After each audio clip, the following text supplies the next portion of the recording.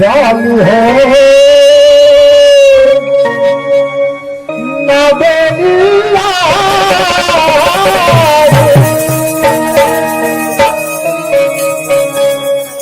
सुमुखी सुनानी जल मोरी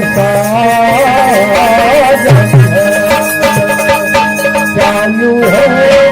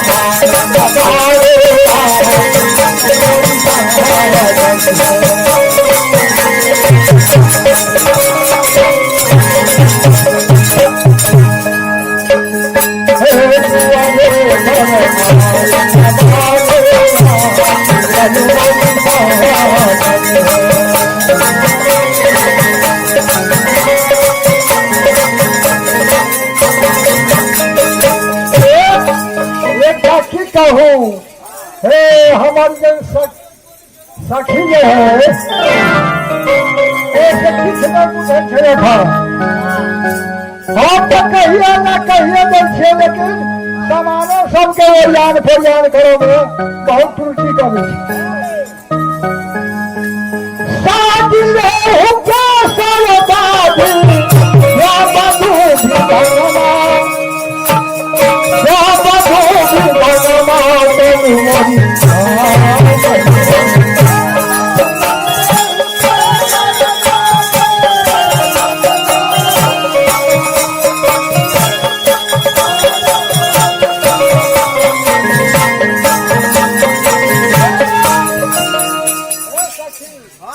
वही में किस दौर में है कि नहीं दौर में किस न हकता है किस न कहते दौर में खालिया कहीं है दौर में कुछ हुआ चाहिए कहीं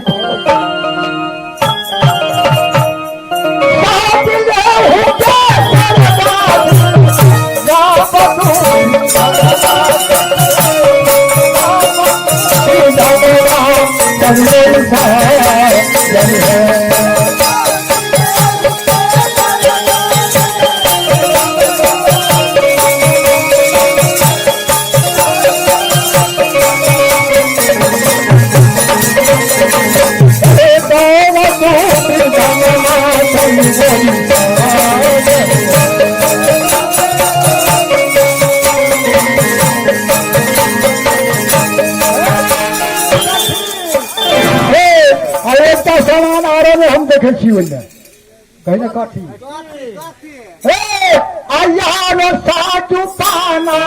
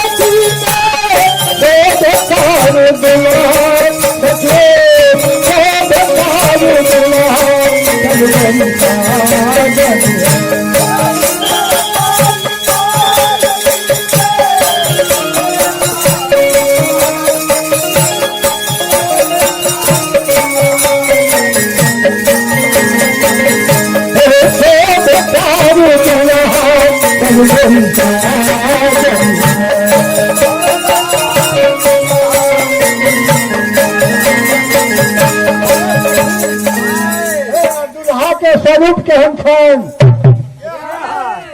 कोमला काना